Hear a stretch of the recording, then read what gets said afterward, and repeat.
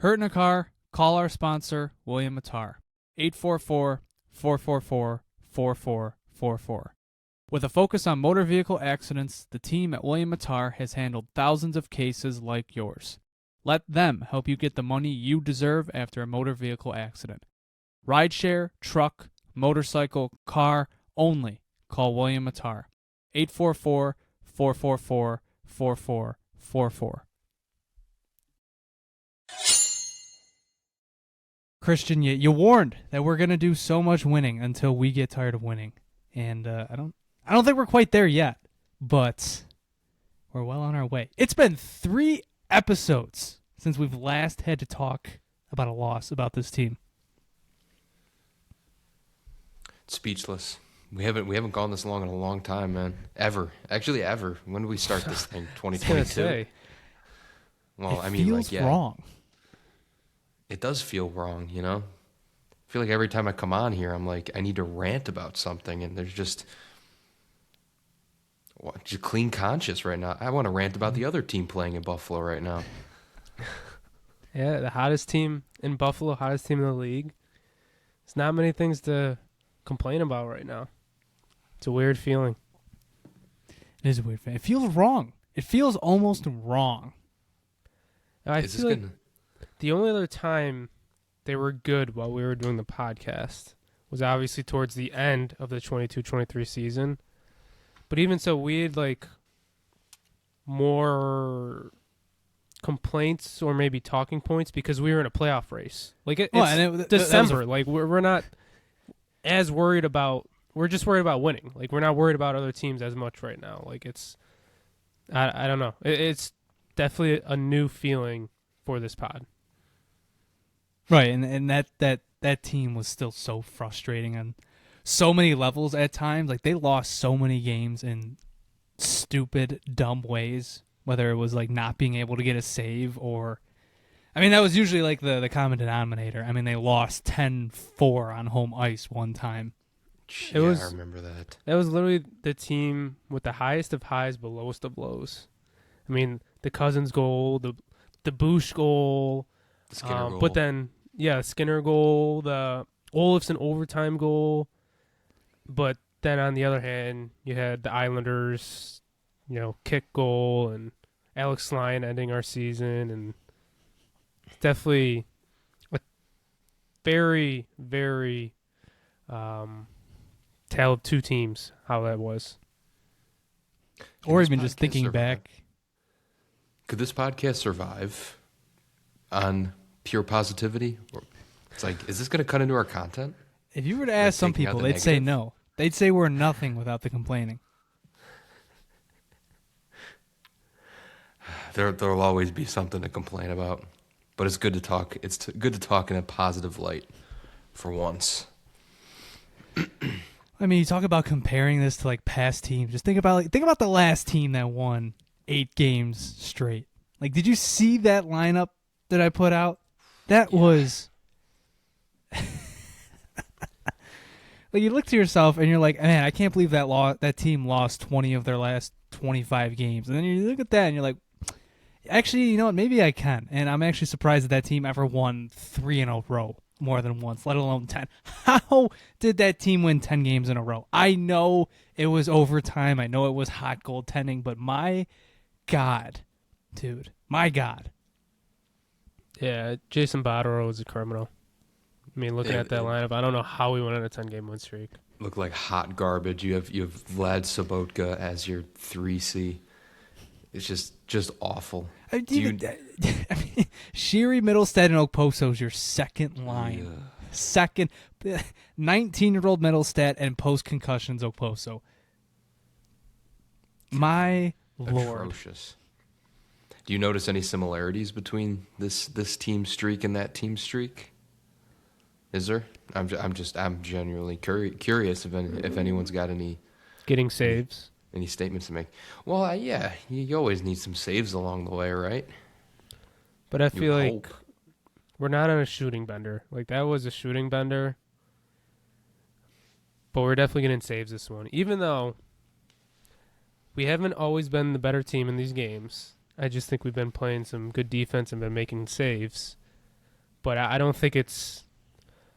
I don't want to call it fraudulent, because I was thinking that the other day actually after their 6th game, and I was thinking about it. I was like, we're not really like dominating pace of play. We're not dominating these games, but it looks better.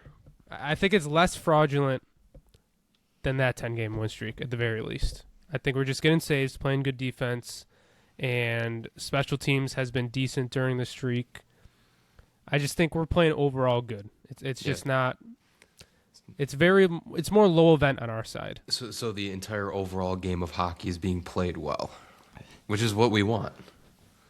Yes, it's weird because we're really not generating that much offense. I would say, like, we're not getting a ton of chances, but we're definitely getting some bounces right now. I mean, the 2 winning goals the last 2 games have been tips from the point.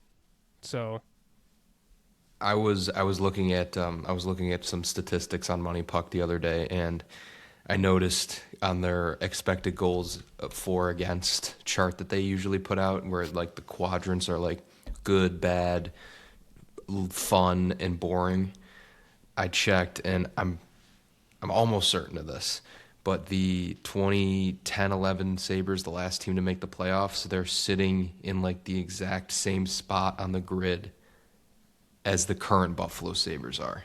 They're like basically in the middle, but a little bit like over to the fun side. So a little more high event game, but I don't know. So, some are saying we're noticing out here. This could be a little bit of noticing going on.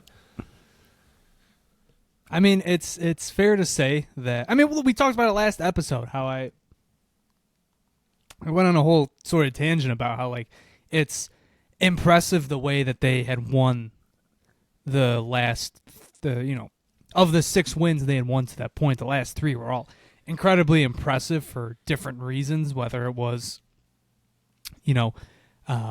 fighting to get their legs under them against Philly, holding on and coming back while down 1-0 in the shootout, and then New Jersey facing a hot New Jersey crowd that was excited for Hughes, and then that was all kind of prefaced with how it's none of these games you can really say the Sabres were overwhelming the other team in very much. It was either a 50-50 win, or honestly they were maybe the worst team in those wins, and they carried into Ottawa. I mean, I think we can acknowledge that should they have won that game?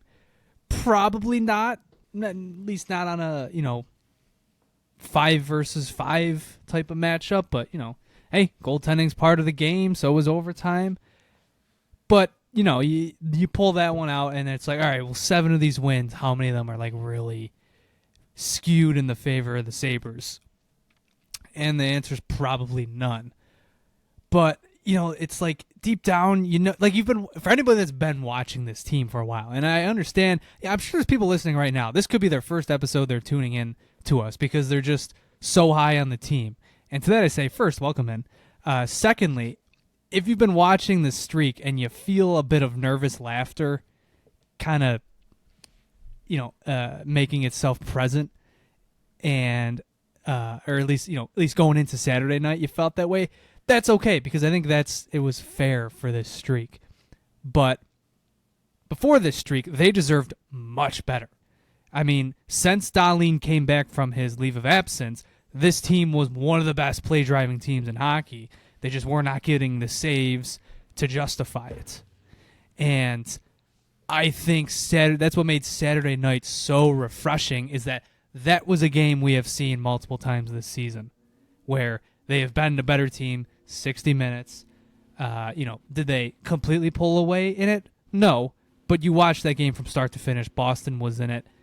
They took the lead after the first, but I mean the Sabres just took over in the second, and for I think most of the third, until the Bruins got the late power play and then pulled the net empty. Like that was it. That was the only time they were in that game, and that's what gives this team. That's what gives me confidence about this team. Where like that was a statement. All right, like this is what this team really is. And it gives me, that confidence going forward. It was a reminder that, yes, this is the team we have seen this is the brand of hockey that they've been playing when healthy, throughout most of this season, despite the wins not really coming until now. Yeah, so maybe a little bit of a regression to the mean almost, ends justifying means,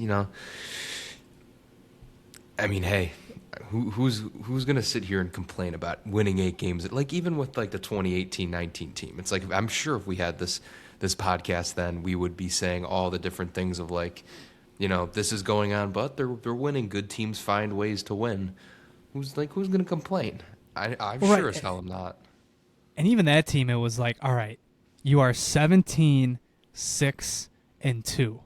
All you have to do is play 500 hockey. You just need, like, are they getting absurd shooting luck right now? Yes. Are they getting insane saves right now? Yes. But I remember during that streak, one of my, like, I was coping during it because you look at that streak, Eichel did not score, I don't think, at all in that streak aside from his overtime winner in Pittsburgh. I could be wrong, but I think that's true. So, like, that to me, I was like, all right, as soon as he starts scoring, like, they'll be able to carry that to a 500 record. Mm-hmm. Obviously, that didn't happen. Like, they just dropped off the face of the earth. Skinner stopped scoring at a goal per game. Middlestat just was not a second-line center. And then, yeah, I mean, the saves fell off. Carter Hutton was horrible. Allmark was just as bad. Do not ask Buffalo Sabres fans what March of 2019 was like. Dude, I went back and looked at the box scores of that like time frame. First of all, they had a lot of games down the stretch. Like, I felt like they were playing a game in March like every 2-3 days, and they were not winning any single one of them. They won 2 games the entire month of March. That's the stat I always go back to with that team. I think 2 they went games on two losing streaks of over 5. I think they went on like multiple long losing streaks during that stretch. Yeah, I mean that's what it was. I mean, I would never want to live through that again, ever. That season was a slow, suffering death. It was, I don't know. Like, it's funny to think about, like, what are some of the worst seasons of this drought, and it's like that probably doesn't crack the top 3. And, like, it was so bad for the last 4 months. It was not so good. Awful. Well, that when you at least had hope. So, I mean, that is what made it worse. But like that, to get back to the point, like that team, all they had to do was play 500 hockey in your mind, and like, yeah, they would coast to a playoff spot, even if it was like a wild card spot. Mm-hmm. But it's just weird. It's funny how like this, where we are right now, like they are on an 8-game win streak. They could match that streak, 10 games, and they're probably in a playoff spot. But, like, they need to keep up the pace because this goddamn Eastern Conference will not go away. Every team in the East 500. Is above 500. Like, it's ridiculous. I think Columbus is their last, and they're, like, I think they're 15 and 16. But I think they won tonight. Oh, my God. Are you serious? So, like, it's so messed up. Like, I was looking at the Blues because I feel like they've been one of the worst teams in the league this season, which they have. I think they're hovering in the late 20s. But they're 1 point out of a playoff spot. If they beat the Sabres tomorrow, they might be in a spot. That's how bad the West is at its worst. Like, the West at its top is ridiculous. You've got Colorado, you got Dallas, and then you've got a Minnesota team that was already very good who added Quinn Hughes, who has also gone streaking since then. But the bottom of that conference is so bad, and it just makes you pull your hair out. Pit. I tweeted out yesterday after the win that the Buffalo Sabres sit 15th in the league. They are not in a playoff spot. There is a team that sits 23rd in the league and is in a playoff spot. It's a weird league. 23rd. That is under the bottom, like, 2/3, and that team would make that team right now. Well, it was Utah, but that team right now is the San Jose Sharks at 18, 17, and 3 with 39 points. But the one thing I will say, with the Eastern Conference being as competitive as it is, it also makes for it's like almost like an anything could happen situation, because even if you lose a couple games, everybody's still like right there. But if you drop off in the West, you could easily just get buried behind a couple of wild card teams, and it's over. It's like over until the end of this. Well, it's over at the end of the season. It'll make for a fun stretch, but it has been frustrating watching them like win so many games in a row and just be like, why aren't they in a playoff spot yet? This is annoying. Right. I was gonna say, like, I feel like with all the people that are probably jumping on the wagon, that they're probably like, oh, 8 in a row, like they must be in the driver's seat right now, right? And it's just like, no, like this goddamn conference is so annoying, and you need to play at probably like probably an upper 90s point pace to like secure a division, like a comfortable spot. It's just so annoying that like they could lose tomorrow, and you could almost have like panic set in. It's like, oh my god, we just won 8 in a row, and one loss might get us sent back to the end of the line. Like that's the reality of the situation with all the teams that are. I mean, I didn't look at the full slate of games tomorrow, but like I would assume by the end of tomorrow night and by the end of Tuesday night, like most teams are playing, and like the Sabres, like I said, one loss could send them back to 7th or 8th in the wild card race. Like it's ridiculous. It is completely ridiculous. But I think a few teams will drop off. Montreal's fraudulent. I don't know, dude. I don't know. They pissed me off tonight. They were so bad. They're like 25th in the league. Do you think they could keep that up over the course of a season? I don't know. I don't think they're any worse than like the Sabres, though. Like everybody's at the same level. It's nuts. I feel like there are. I think Florida is a true contender, especially. I think Tkachuk skated for the first time today. Mm-hmm. I feel like Tampa, same thing, and I feel like Washington, same thing. But like everybody else, it's all one straight line. I mean, a team that I thought was easily maybe going to win the East, especially with Florida dropping back, I thought would be New Jersey. They look horrible. Like they're tied in points with us. I know. That's the funny thing. Like they look really, really bad. Like they are scratching their heads over there.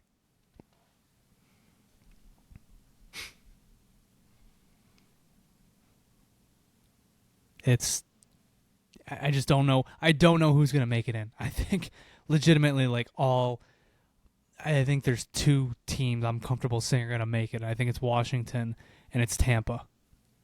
And then everybody else, it's just anything can happen, which I don't think has happened in this conference in a long time. And it's really annoying that it has to happen now.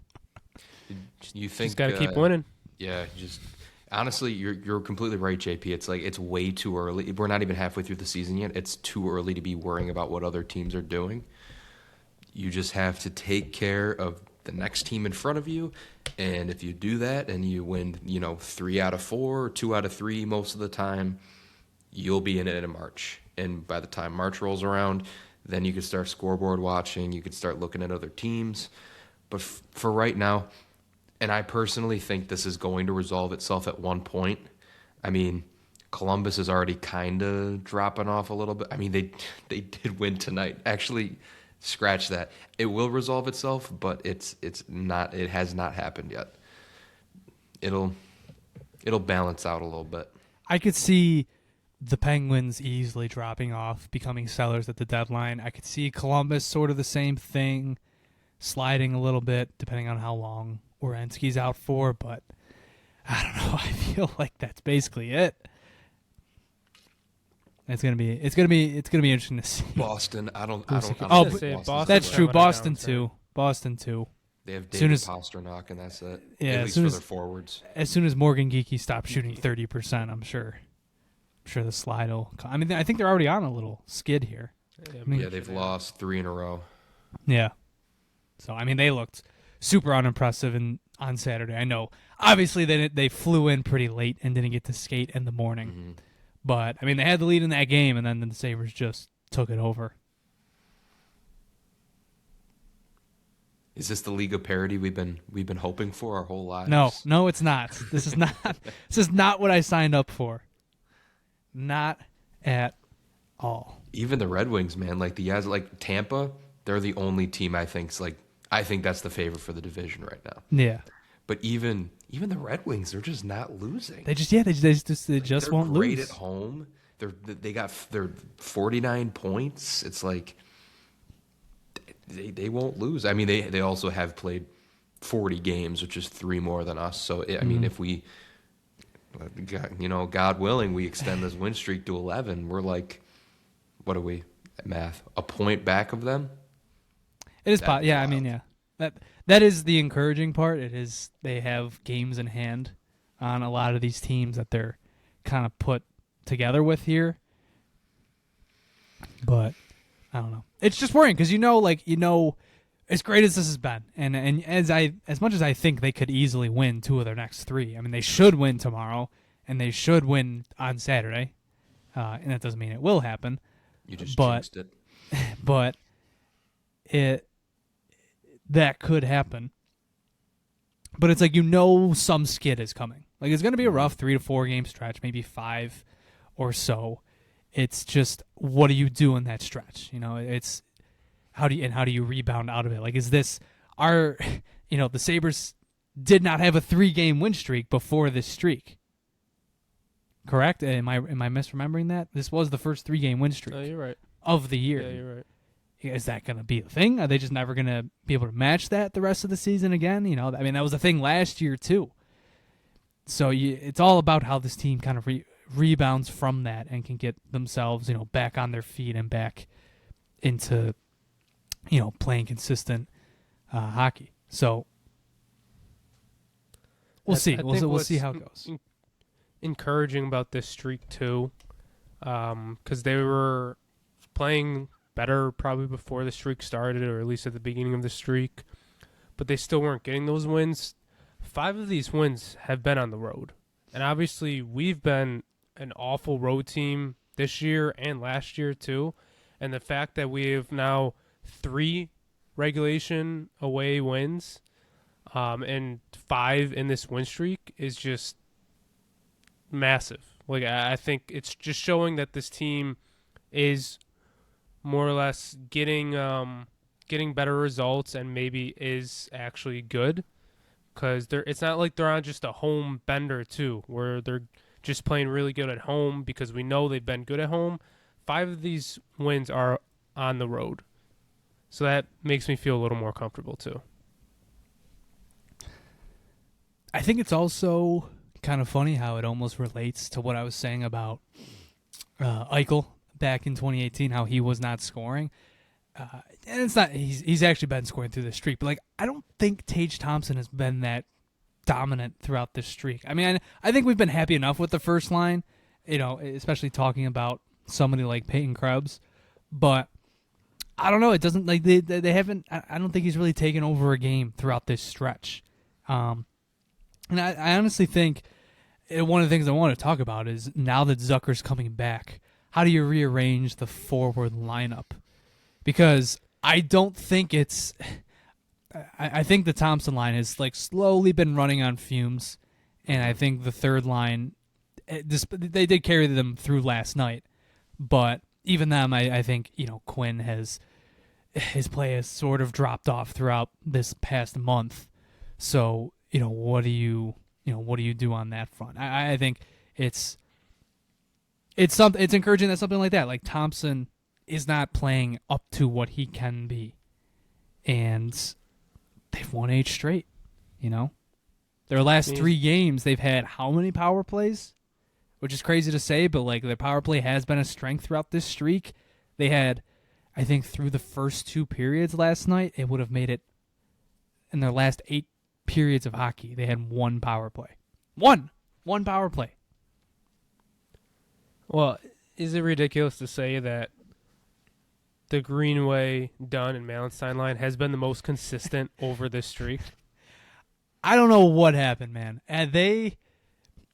Look, Dunn's played great all year. Malenstyn's been a spark plug all year. Every season with Greenway, there is a 4 to 5 game stretch, or there's 5 or 6 games sprinkled throughout the season where he just decides to lock in. and just go beast mode for 60 minutes. And we are in that stretch right now. I don't know what happened to him before the Ottawa game, but he woke up, man. Like, this is the Jordan Greenway that you paid for. You know, we can talk about whether or not that was a smart payment, but like, this is the guy, because he has shown this before where it's, yeah, he can take over shifts and just annoy the hell out of teams by not allowing them to touch the puck when it's on his stick. And overall, that line just works so well together. It's crazy. I know it's early returns, but like, this line is the best iteration of the fourth line since, I think people maybe gave Krebs, Girgensons, Okposo too much slack back in the day, looking at you, Christian. But I was thinking like, this is definitely the heaviest line that they have had in a long time. Long time. Yeah. I mean, when you have a forechecker like Malenstyn just running guys down, and then Dunne's working the boards, winning puck battles. Then you got Jordan Greenway, he brings a little skill to the line. Like, this is what you paid him for. He brings a little bit of finesse, and they're all heavy boys. And it is a heavy fourth line. If the NHL called the charging penalty more than they did, I think Malenstyn would be the top offender. Dude, it's crazy. He just plays like flies across the ice. He's the Taylor Rapp of the Sabres. He just goes full speed, does not care about his own health, and just slams into someone. I don't think he knows how to use his edges. That's new. That's new this year too. He was not doing this last year. No, he just decided to wake up this season and just try to destroy panes of glass in every arena he skates in. I'm telling you, this is Seth Appert going, see? This is what he was doing against us in the playoffs. That's told why you, we traded a second my guys pick. Were terrified of him. This is why. This is the vision. I think he has one of the highest rate of speed bursts in the entire league. He's very fast. He is really, like, his whatever his off-season regimen was, like, you have seen it this season. He is flying this year. But he's fun to watch. He's a madman. Yeah, Christian, you perfectly described the line. Dunne has just been such a wonderful surprise about how well he's been able to keep up in the NHL. Mm-hmm. And obviously we know, like we said, Malenstyn's like, he's the bullet, man. He just goes every which way, bouncing off the boards. And then, Greenway does bring a level of skill to the line. He made the pass of his career in Ottawa. Bowen Byram's reaction was everybody's reaction when he passed that. He was like, holy shit, like, I did not know you had that in your bag. That was a perfect wall to back of the crease sauce. Couldn't believe it. You could not lose that game after that. He has these plays every once in a while. It's like, okay, like, I see why he's, I don't know, maybe been so hyped in the past, or why some coaches really like him. Like, I go back to when we just traded for him and he had that one-hand goal, like, right away. It's like, he has these great plays, but that's just not his game, like, most of the time. He's just a good forechecker, and a good penalty killer, good on defense. He's had some great back checks. Like, that line, it's weird how that fourth line has just controlled the pace of play whenever they're out there. It just makes you wonder. I was kind of sad to see Rosen go back down to the AHL, but obviously Zucker's back, got a clear spot. It's I think why you've seen Greenway finally kind of emerge to this point is, I think finally, like, he's probably getting healthy now. I'm sure the conditioning stuff they had planned for him did help. But I think having him swap out with Rosen, or was he out the night that, like, Kuntar made his debut? He must have been. I think it's kind of been smart to just say, like, hey, we're only going to get you for 50 games a year, so let's just make you rested for each one of those that we get you for. And it's working well. And I think, last season there were so many nights where he was getting so many minutes. And I think playing Jordan Greenway 10 to 12 minutes a night is just a much better version than, remember the first game he came back this season, he was playing with Tage Thompson and Alex Tuck. That was the first night he came back. It's like Welcome back, Jordan. We're throwing you on the top line immediately. Man, that's a tough job for anyone.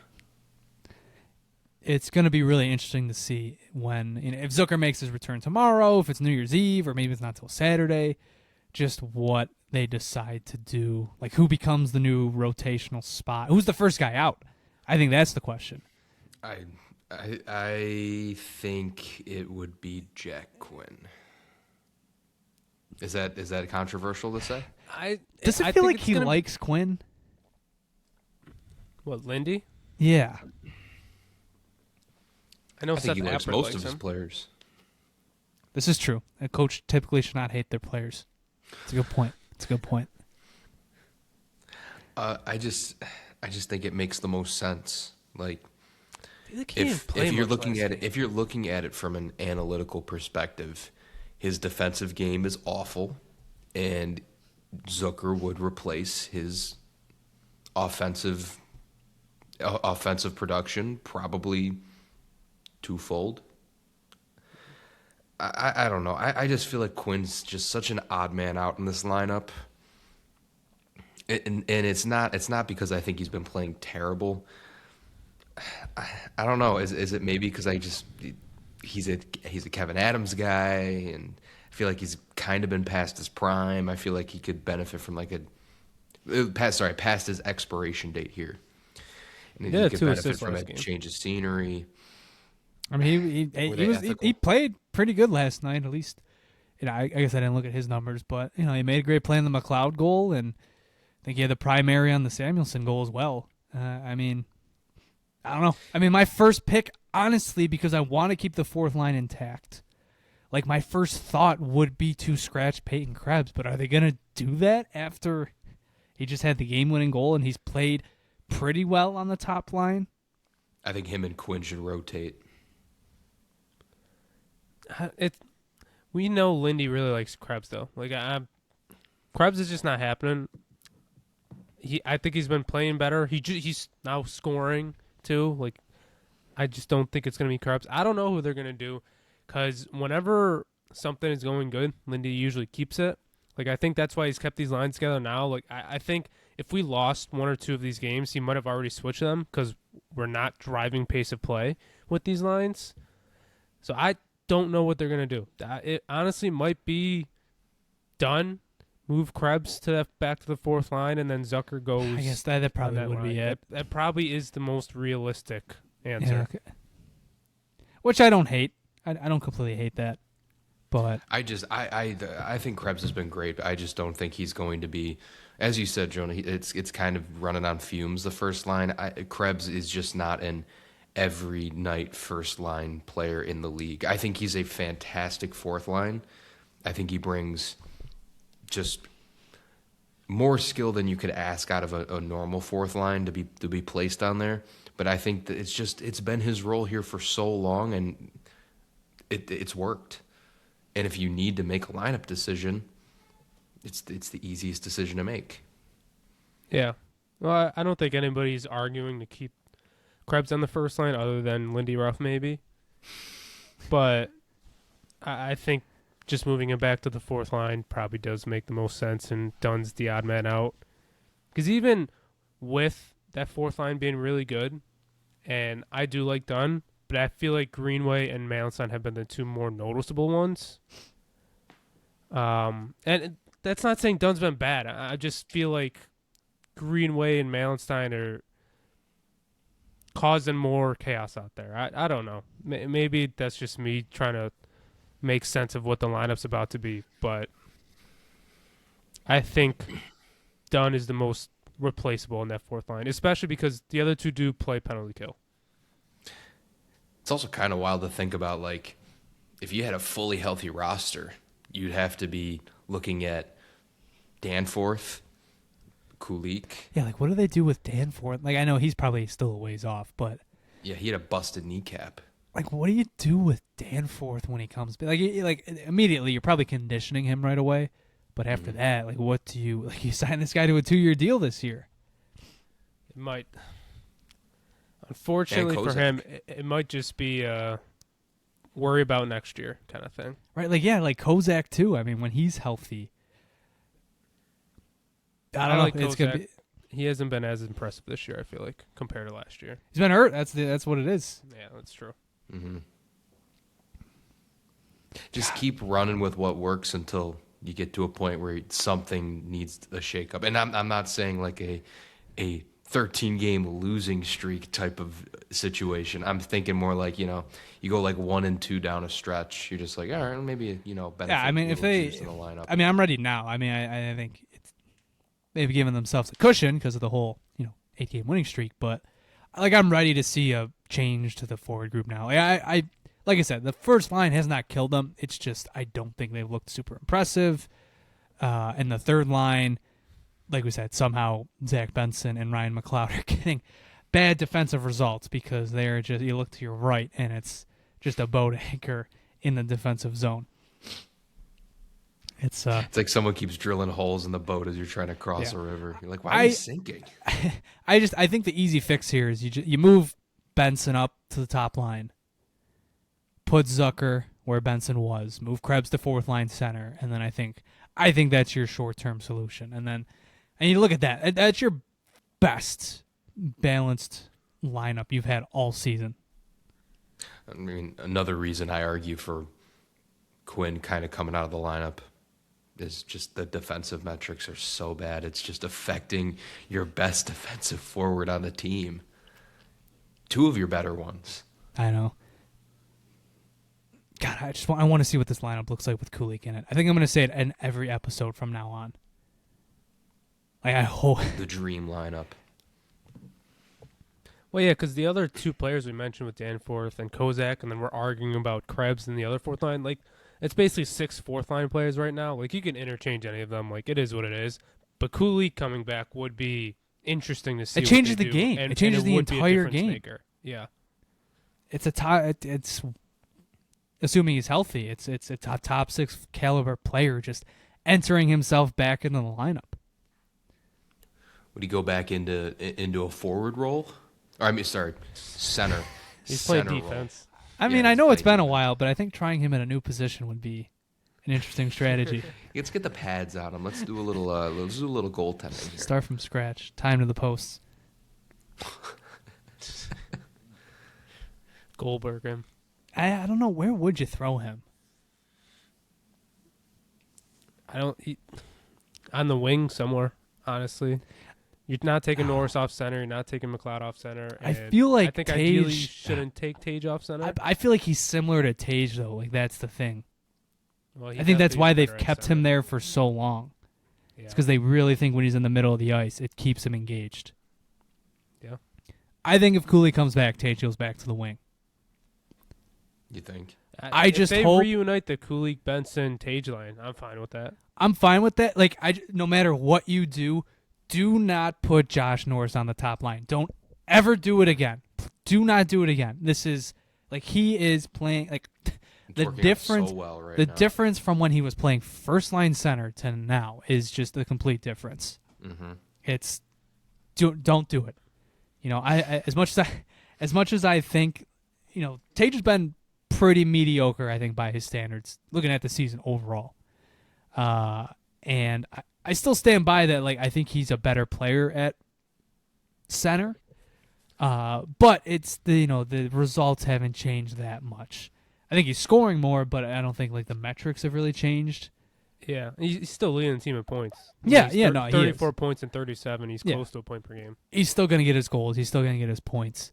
My argument has always been it's just he's the best option for first line center. Whether he's suited to be there or not, I don't throw Norris there.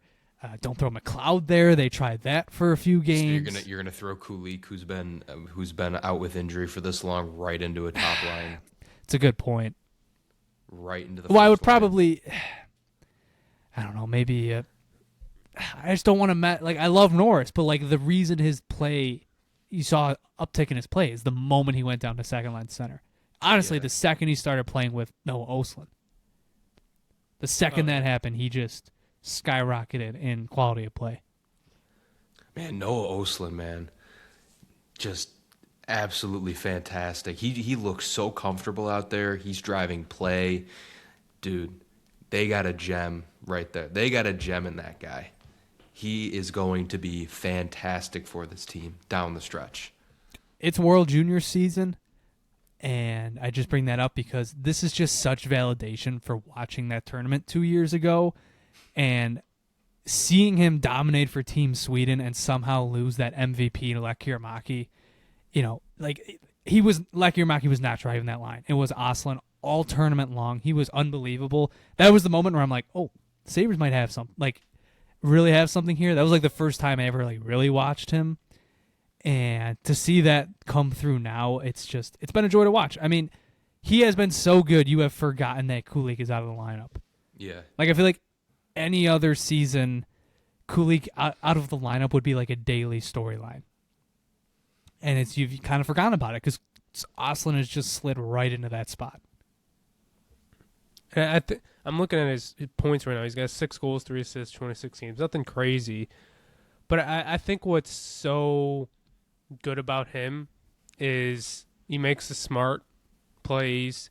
He makes everything look easy. But he's a great playmaker. And he's only got 3 assists. Those points are going to come. Especially with being with Norris and Tuck. I think he's similar to Benson in a way.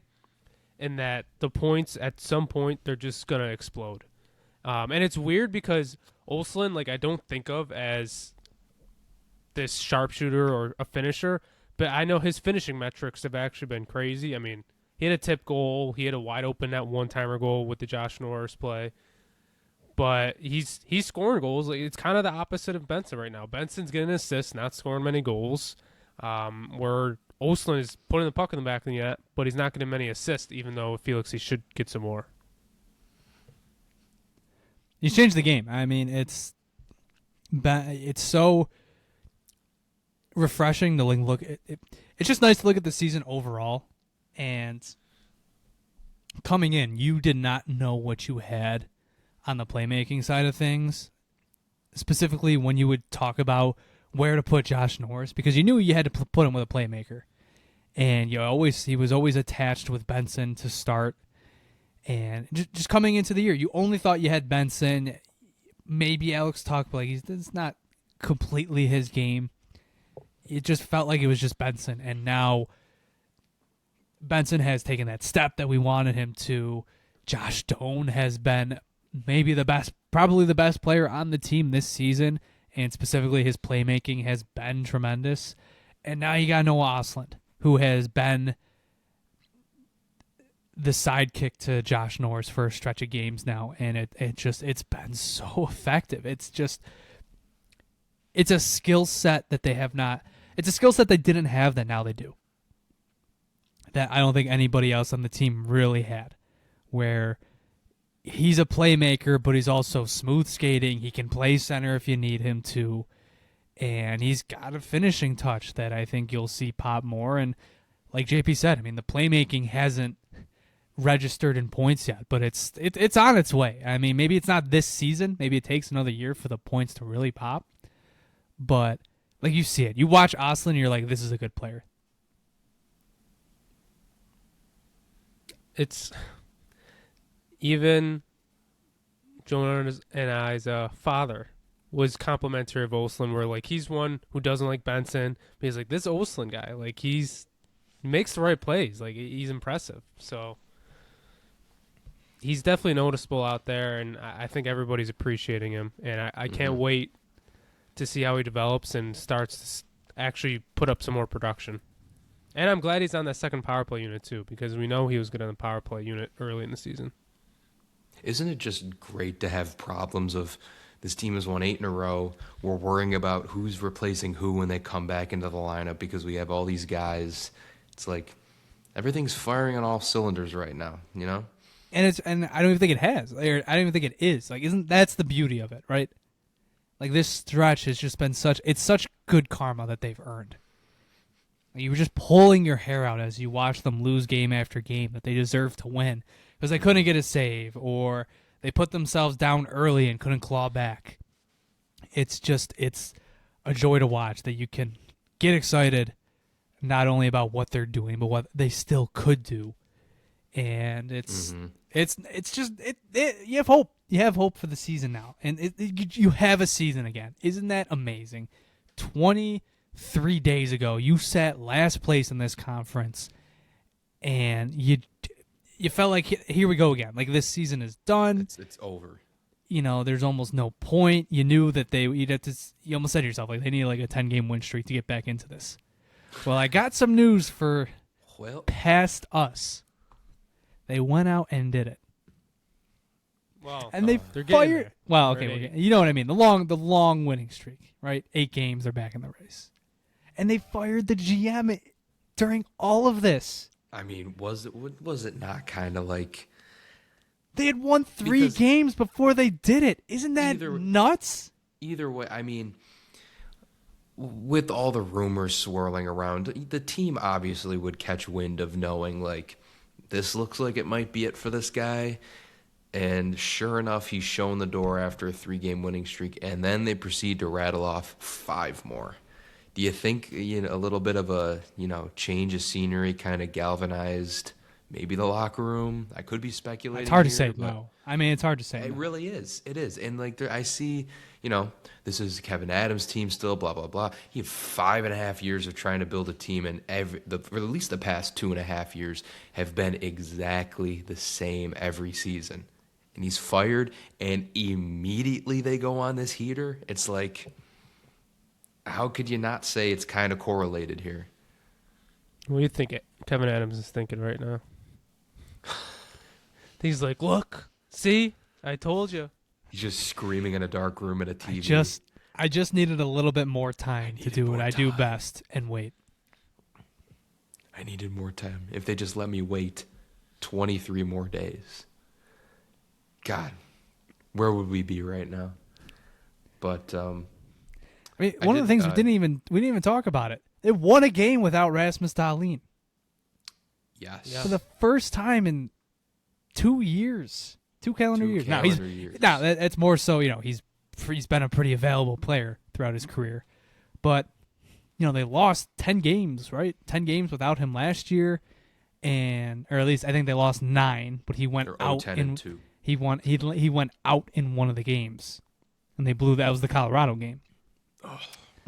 And then they lost 2 this season. So, like, that's just something they have not been able to do, and to look so impressive doing it. Like, I know it was Boston. If there was a team you'd want Dahlin out for, like, they're on the list. But for that to happen, and Matthias goddamn Samuelsson.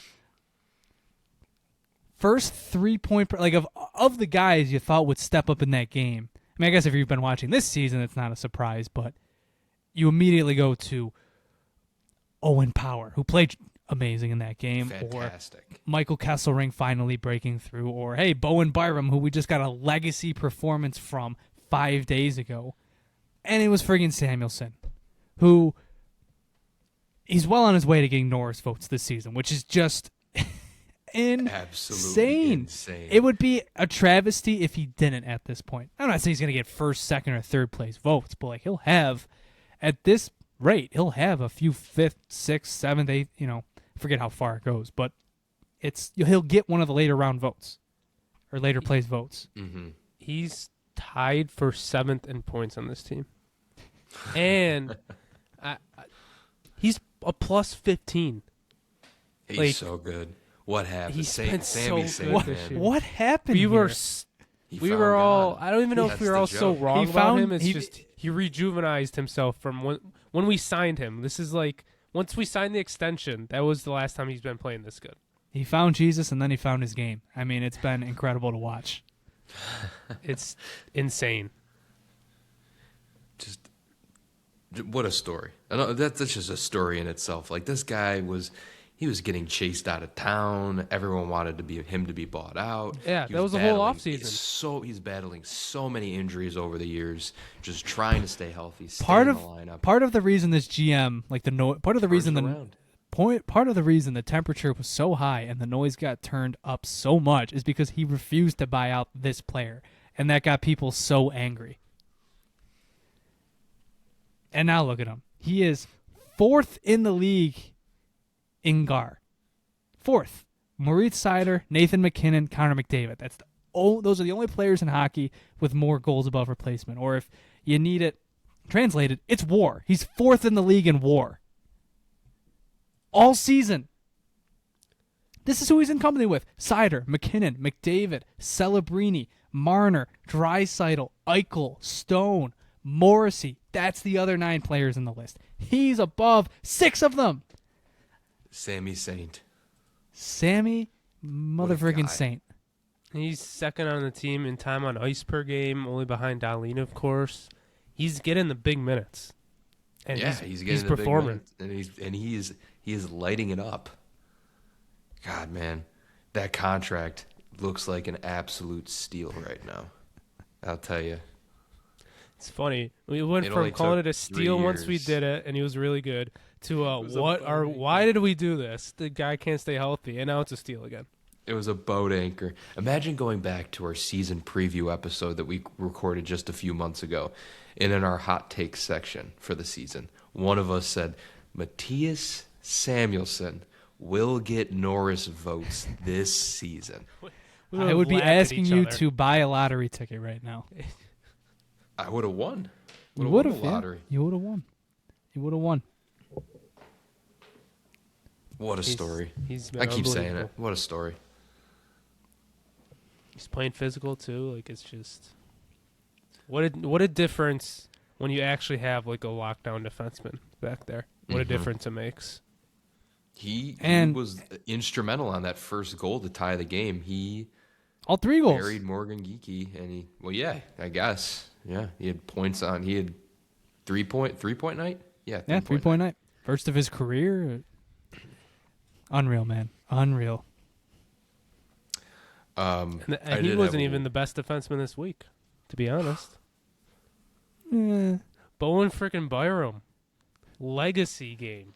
I mean, that's the best game we've ever seen with the Sabres uniform on. I mean, he was unbelievable. Yeah, best game he's ever played. At least. Hard to say it wasn't. Like I said, you can't have him and Greenway connect for that goal and not win the game. And lose the game. You can't lose that game. Lord help us if we lost that game. It's almost like connecting for a hook and ladder in 2 separate games and losing both of them. Too soon. It's too soon. I think it's funny. I think since Kevin has been fired, some of the players that he's traded for are finally actually starting to look good. Bowen Byram, Peyton Krebs. I don't know if there's another, but at least those 2, like, they're actually probably playing their best hockey as Sabres, and it's right after the GM that traded for them was fired. Hilarious. Tough shit. Can't make this stuff up. Tough shit. While we're on the topic of roster construction and the overall lineup, both our goaltenders that have played have been playing well, or at least serviceable. I can't believe you're bringing this up on your own. I'm saying this is progress. What do they do with Colton Ellis? Waive him. You waive him. Yeah, waive him. I'm sorry, because Luukkonen's not getting traded. There is no scenario that ends with him getting traded. It's not going to happen. Probably not. What did you guys think about him starting last night?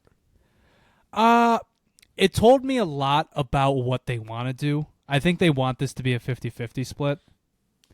I also think,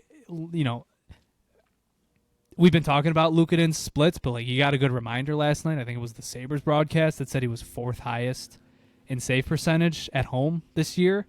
So I'm sure that was also going through Lindy's head. This spoke to me as just proving UPL splits. At home, he's 5-1, 926 save percentage, 1.81 goals against. His away splits, he's we don't need to bring those up. We'll stop at the home splits. 866 and a 3.43 goals against. Yikes. Yeah, it's rough. It's rough. So we're just doing home and away. Perfect. Well, I was just going to say, let me see how Lyon is on the road. Let me look at his splits quick. I don't think he's been. I think he's been pretty. I think he's been pretty better at pretty home, but he's still been pretty level. good away. Yeah, he's 9-12 at home and 9 on the dot away. Actually, his goals against is the exact same home and away. 2.87. Consistent. Yep. Yeah. Yeah. I mean, it's a fair question to bring up. It's just the easiest thing to do is just waive Ellis, and it's the sensible thing. He's been, it's more so like, would I still trade Luukkonen if I could right now? I mean, it gives you more cap space. You might get an asset back, but I just now this 8-game stretch. How many games has Ellis been healthy for? He's not even part of the stretch, which I know it's not fair to him, but he got hurt. It's not fair to him at all. But it's right. Wasn't Edmonton the first game of the streak? Yeah, that was the game he got concussed in. Yeah. Yeah. So he hasn't played a full game since December 3rd. Wow. I mean, it's just a month. It's simple. Now, if there is a market to be made there, then sure. Then maybe that's your outlet. I just think we're all in agreement. If this team wants to win games, you can't trade Alex Lyon. You can't do it. Correct. Yes. I think if this was a month ago, if this was before the streak, if Kekalainen came in and traded Lyon, and he didn't have the press conference he had, where he's like, "This team can win games now. We can make the playoffs." Then you immediately go, "Oh, so he kind of wants to retool this a little bit, still compete, but he's retooling." But for him to come in, have the strong message about this team can make it, and I expect them to. And then Lyon's your best guy for 6 of these 8 games, you can't justify trading him. It's not going to happen. And then you couple that with I don't think Luukkonen's getting traded for a while until that's a proper market is built. Then, what else can you really do with Ellis? Yeah, not much. If you want to solve the 3 goalie rotation in the short term. I mean, he'll probably get claimed if anything, send him back to Missouri, because what the hell is going on in Missouri with the goaltending right now? I actually looked. You'll be surprised. Hoffer's picked up his game. It's just Binnington now. I'm glad it's just Binnington. So I actually wonder if maybe you could sneak him through waivers. Maybe. But it's... Then what do you do in Rochester? What? They got Lennon It's Levi, Lennon, and Ratzliff. Yeah. 4 goalies in Yeah, Rochester. 4 goalies. I don't know. You'd probably just send probably Ratzliff back to Jacksonville, and then just do 3 goalies in Rochester, I guess. Isn't Jacksonville on strike right now? Didn't they come to it's a good point to raise. Didn't they come to an agreement? Not Jacksonville specifically. Didn't they come to an agreement? Am I wrong? They might have. I think I saw that last night. That they might have. I know. That feels very tone deaf to say. I should probably look. Tentative agreement. Yeah. Okay. So, yeah. It was only a few days, but hey, more power to them. Mm-hmm. But yeah, it is a legitimate thing to bring up when discussing this. But yeah, you just figure it out. I'm surprised Ratzliff even got called up in the first place. Mm-hmm. Kind of seems like all he needs is games there. Hey, he was dominating. He was dominating in Rochester or in Jacksonville, so I don't really mind, I suppose. But I don't know. It's a problem for your AHL team to figure out. Not to. We got so many goalies, dude. There's so many. You run 2 3 goalie rotations in both your league. Oh.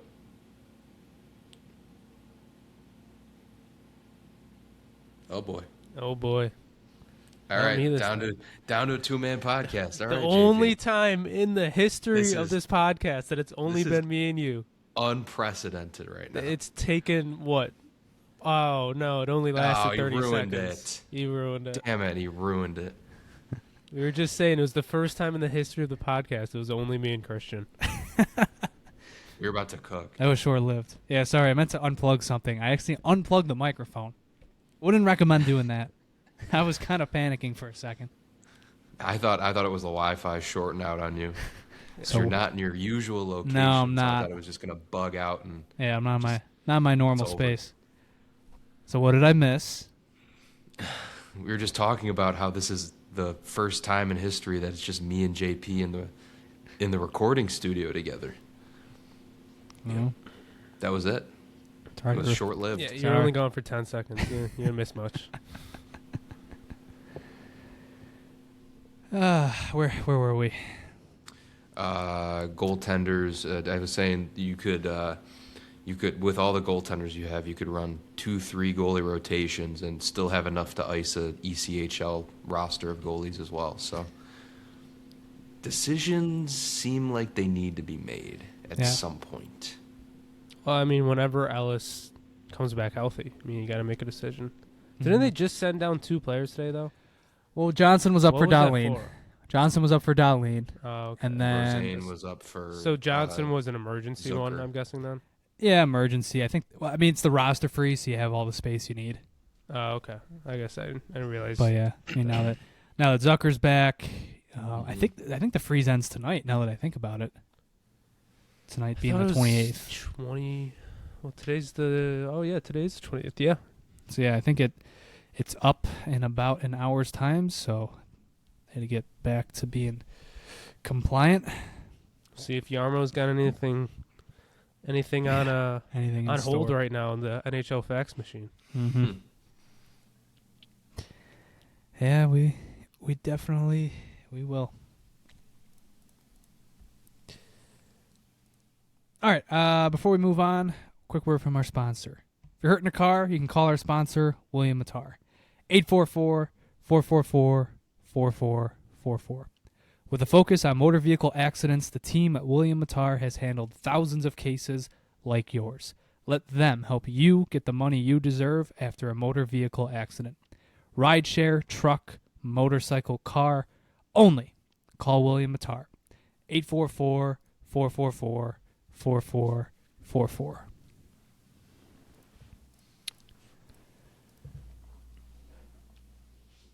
I can't go an episode without bringing up Owen Power, I suppose. I don't know. I brought him for like 20 seconds last time, and I saw some people complaining. Him specifically, he stepped up big time in that Boston game. Shot attempts were, 20-3, I think, when he was on the ice, and then actual shots were... Or maybe those were the actual shots? Like, he was unreal. Almost went end-to-end at one point. That's nice to see. I was hoping he was going to score that. I mean, I think like that's the only Dahlin time. Yeah, that's the only time I think we've ever seen that from Power. Can we? And he's great with rushing the puck, but he never usually makes that next move to try and get a shot attempt. Can we get him on Power Play 1? Hey, who said that about 3 or 4 weeks ago? Me. I said I think he would be. No, I just mean in place of Byram. Well, I do agree with that. Wouldn't be opposed to that. I would. Yeah, say. it's just not. It's not very good when he's out there, in my opinion. I mean, if I'm being honest with you, I mean, like the keystone piece of what your power play should be, the big guy, 72. I don't think he's very effective at all. No, but like you're not taking him off of there. Yeah, because I guess it's almost like if I'm going to compare it kind of to like a Josh Allen, like that threat is always there. Like even if, he's going to hand the ball off or do something, the threat of him and his shot is sitting there and it drags the entire defense over to him. So yeah, I would say don't take him off. It sucks, man. I miss those Tage bombs. They don't do it. It's so, I don't know. It's almost been like coached out of him, I think, which is just kind of sad to see. I don't know. I hope Norris is just coaching him on how to play the flank, because Norris, I mean, like I said, he's just been such a blessing whenever you see him out there. Like, he knows what he's doing, how to deceive, and when to take the one time. I mean, he's had a few attempts. He had one last night that would have been an easy goal if he didn't fan on it. Yeah. He just knows. He's just so smart. Did not give him enough credit when they discussed that. Really hope Thompson takes after that in overtime. What do you think they do with Zucker on those two units? Now second unit. Don't put him on the first unit. Do not switch Benson or Doan off that top unit. Is he still leading the team in power play goals? Probably. He's so effective on the power play. That is your if I'm being honest, like him in the Yeah, bumper he is. spot, him working the front of the net, it was when the power play sucked, it was the only good thing about it.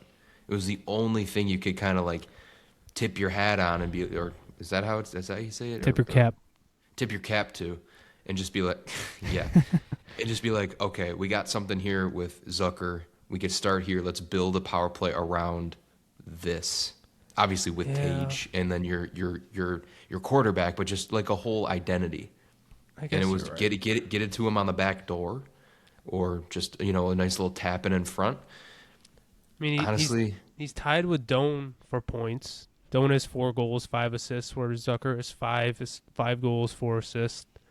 Benson has I think you moved Benson off. 1 goal, 4 assists. You're not moving Darlene. You're not moving Tage. It's 2 spots. Now moving Norris. I think it just comes down to him or Benson. Probably. Yeah. Doan, got to keep. He's been as effective as Zucker. Yeah, I guess if it were to be one, I think Benson could bring some juice to your second unit. Yeah, I guess. I don't know. With the playmaking, like Zucker isn't that well rounded of a playmaker as Zach Benson. I'm of the belief you should just play your first unit a minute 30 every time. It's what all the good teams do. Well, the good teams have good power plays most of the time. This is true. What are they up to now? I can check. Question. Yeah. 16th. All right. Perfectly mid. That's it. Penalty kills 3rd. Third. We need to Been be dropping a first, little. damn it. Yeah, I mean, it has been. Especially when you're taking stupid late game penalties every single night. It seems like it's just one It's person. it's every night, dude. They did it against. Didn't they do it against Ottawa? Yeah, they did it against Ottawa. Mm-hmm. Yep. That was Kesselring, right? Was it Tuck or was it Kesselring? Oh no, I think it was Tuck. Yeah, Tuck took But the penalty. it was like a BS call. It was a like BS really call. weak Yeah, call. Ruff was so heated about it. Did that. The Islanders The game. Islanders one was Kesselring. That was Kesselring. Shattered somebody's stick, if I recall. In the Flyers game, Samuelsson just dumped the puck into the crowd.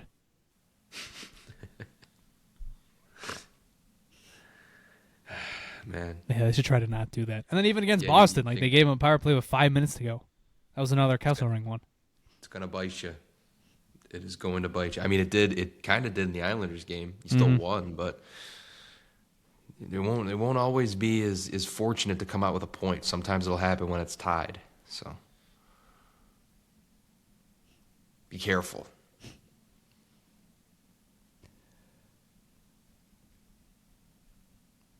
Eight straight wins. 8 straight. God, man, it's kind of crazy how there's a team in Buffalo getting booed off of their playing surface, and there's a team being cheered off of their playing surface right now, and it's usually not the way you think it is. The Buffalo Sabres did not end the Buffalo winning streak. This is true. It was This is the very Buffalo true. Bills. The Bandits are playing right now. I was very surprised to see. I think they were winning. So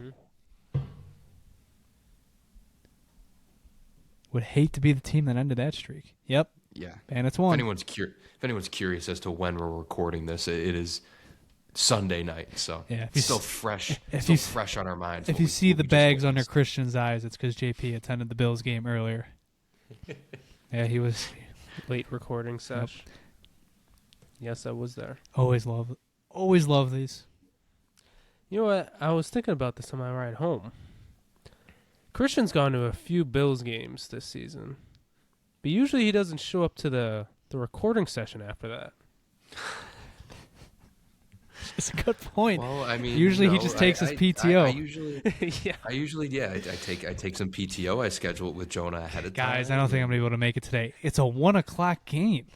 It's like, bro. I don't I think got I'm gonna be in home any. at 9 o'clock today. I think I'm gonna be in any condition. I will say that the last time I went to a game, I did have people staying with me, so it would not have worked. But there's been And- times before Yeah. where You have a couple too many refreshments here and there, and you're not as dialed in as you want to be for one of these. You want to come in fresh, and that's why I schedule PTO with Jonah. That's right. In our weekly meetings. It was nice to hear there was a lot of supposed like Sabres gear being worn there. I can confirm. I saw Tyler Moyer's jersey. I saw. Oh my god! Oh my god! Vomit. And that Tyler Moyer's jersey, that was like over a coat, so that thing was soaked. I saw Royal. Using it as a poncho. Yeah, I saw like a royal blue jersey. The guy sitting right in front of me had a Sabres hat on and kept saying hottest team in Buffalo, 8-game win streak. And it was probably like 5 minutes into the first. He looked around. He's like, "Anybody Sabres fans here? Like, do we got any?" Did you raise your hand? Yeah, I said yeah. I said the Sabres on a warpath. Yeah, hell yeah, man. Hell yeah. Yeah. Just dap them up. I tell you, the state's on notice. I was just recently in East New York this weekend, like all the way at the other end of the state, and I'm sitting in a coffee shop, and I have my blue and gold goat head sweatshirt on, and I see a guy walk in, and he's got like navy blue Sabres hat on, and I'm just eating, talking, doing our thing. We're about to leave. This guy comes over to me, and he goes, "Big game tonight. Going for 8 straight wins." I'm like, hell yeah, man. Hell yeah. I was like, the whole state's buzzing. This is the team right now. It feels good. I mean, they're the talk of the league. I mean, genuinely, there is not a better storyline in hockey right now. It's just, it's fun. It sucks because, like, I don't think anything will match what it was like in 2018. That was such a magical streak, and it came at a time when Buffalo sports stunk overall. But still, man, just to see the vibe right now, just to see everybody just talking about it, and you can tell that like people are noticing and tuning in, and have a packed barn on Saturday. Seeing signs in the crowd return, which is awesome. Like that's a lost art. Or like I've never been so happy to look at Ticketmaster and see that tickets were $200 before puck drop. Like yes, thank you. In the second period after each goal, you could just hear it explode on the broadcast, the arena. Just love to see it. You do the crowd pop, all that good stuff, and hands in front of the camera. Like oh man, that's like what I always look for. Like. When the Sabres, it's full. When they score a goal and there's hands in front of the camera, it's wow. Like yes, like this is finally because you get those are people sitting nice and comfortable in the 200s. You get them standing up in front of the camera, like the arena's jazzed. They're jacked up. The thing I like that you just brought up was the signage and stuff. I like that they're putting like banners up at the top of the arena again. They should, dude. We should fill the whole bowl with just like flags and stuff and other stuff. Dude, it would be sick. Especially for maybe a playoff push. It's just fun to see a culture, man. It's just really, really fun. And it's fun to see them deliver on it too. Like Saturday was such a huge of course it's a big game. They're playing Boston, fighting for a playoff spot. They've got an 8 games thing going. But, like it's such a big thing for like almost like their PR. Where like they're back at home after a holiday break. Bills are playing Sunday. Like it's a game people would be going to anyways, and now the eyes are on them because of the win streak, and you just really want them to win for that reason. Just for people, people are watching, and you want those people to be satisfied that maybe aren't usually tuning in. And to deliver like that with just a 60-minute full performance it's just so satisfying. Oh, I saw on the broadcast there was a kid who had a sign and it was "This is my first Sabres game." I was like, damn, like this is how you like make new fans. Like win a game like this where he's hopping on now. What a loser. Yeah. Well, the kid's been alive for probably 7 or 8 years and they've been dog shit for 6 of them. So I can't really blame him. But I was like, this is how you gain new fans. Like a packed barn, like that kid will probably remember that game like forever. Like those are the games, especially with the holiday weekend. Like that's It's part of the reason, obviously, the tickets are so expensive is that there's a lot of people in town. Everybody's off. A lot of people are off for work. So that was just a huge game for the morale. And after the first, I admit I was pretty nervous, but they showed up that second period, and the barn was bumping, it seemed like. And unfortunately, none of the three of us were there, which is a rare occasion where there's a big game and we're not there. But I'm glad it was packed. Yeah, thanks for telling everybody. Hey, it is crazy how just the smallest winning streak could bring back such a culture. It's like, and JP made a good point about like how that kid's going to remember that game for the rest of his life. Do you guys by chance remember your like fan awakening of this? I think I've told this on this this. franchise? I think I've told this on the show before. It was either two games. I think they were like right next to each other. I played. I don't know if they still do it, but house teams in the Western New York area used to be able to play a game on the Sabres ice. Like one game a year, they would let My kids brothers play did there. that. I don't know if they still do it, but back when it was still HSBC, they did it. And I remember I played on the rink, scored 2 goals by the way, and we went. Right. There was they played a game that night, and I do have like vague memories of sitting in the nosebleeds, watching Drew Stafford score a goal, and that would have been I think 2009, December of 2009. Pretty sick. But I think that same year, I think it might have been the same month. I remember going to a game with my mom, and it was against the Penguins, who, if you remember, in 2009, they were the defending Cup champs, and so it was a big game. And I'll never forget, Penguins went up 3-0 in the first period.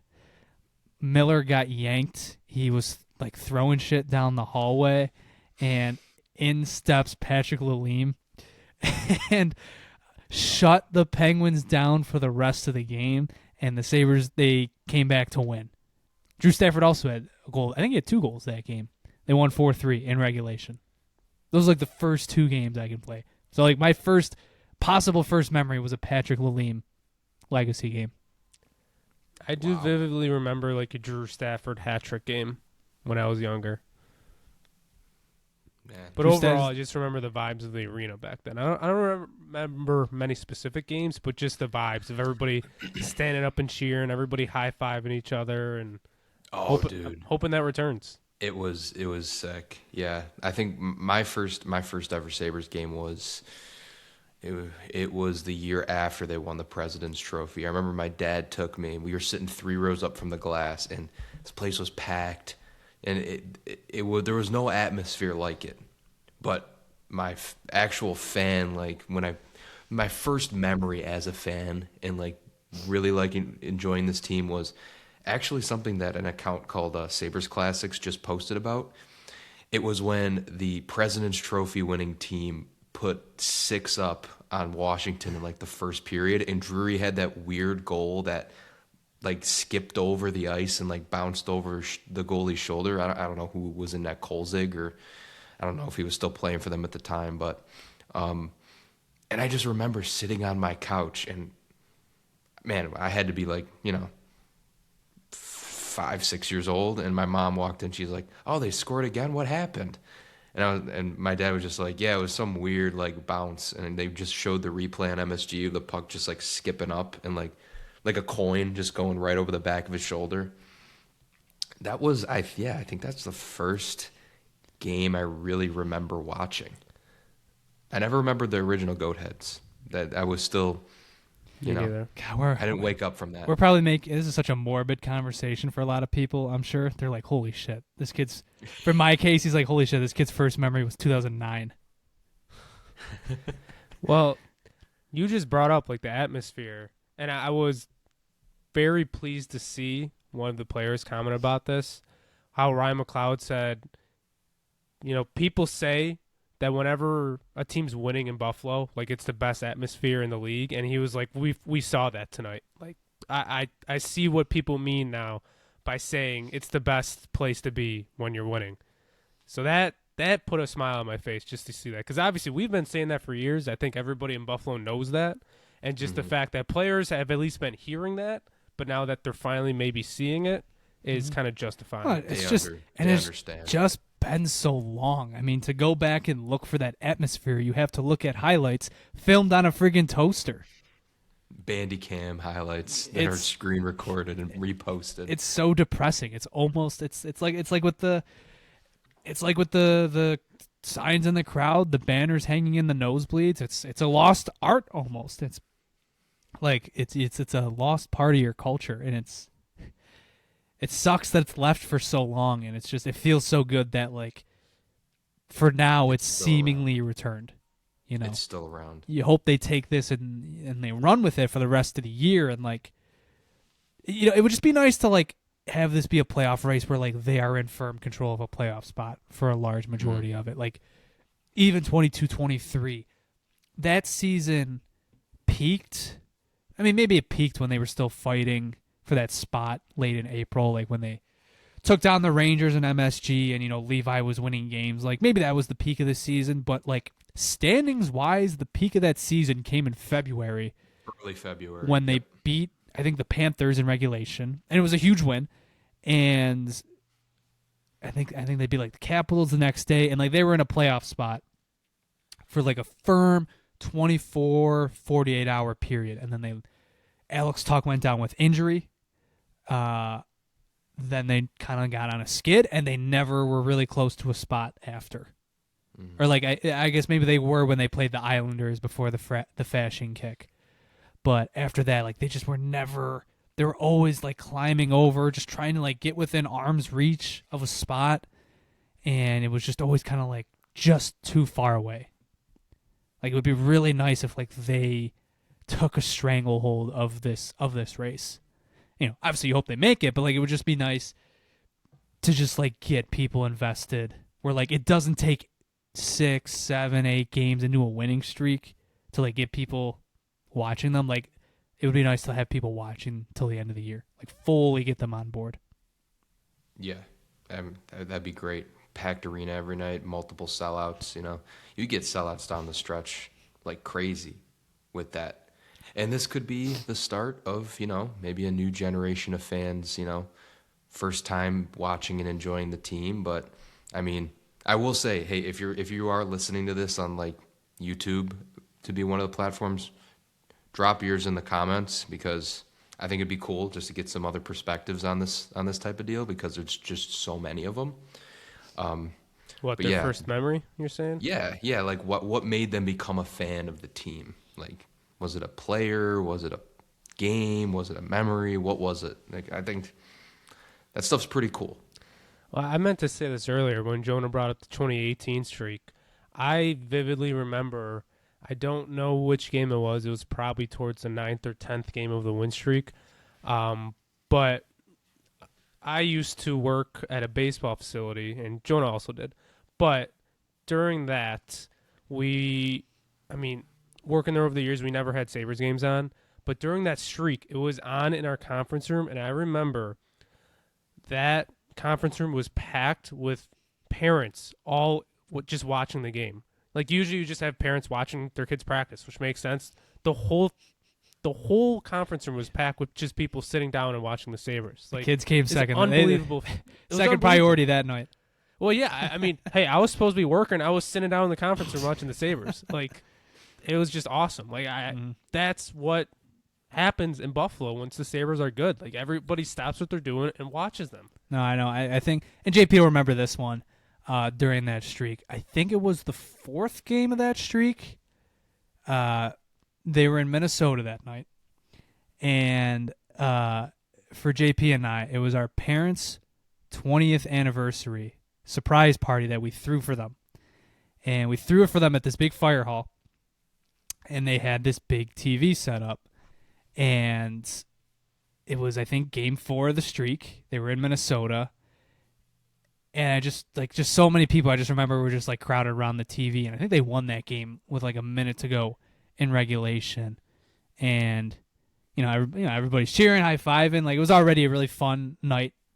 And then that was just kind of like the cherry on top. Like, that was fun.